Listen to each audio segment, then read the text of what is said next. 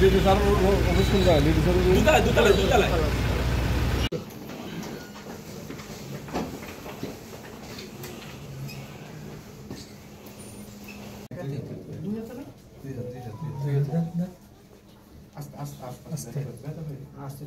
আগে একটা করে লাগান।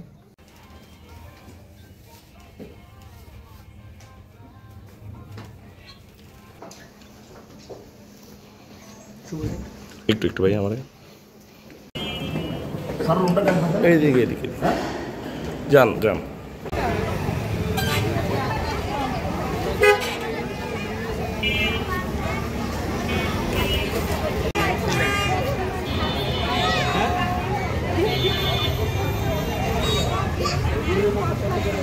থেকে আমাদের কাছে একটা অভিযোগ আসে যে সেখানে কার ম্যানেজার কিছু দুর্নীতি করে তাদের অর্থ আত্মসাৎ করেছে।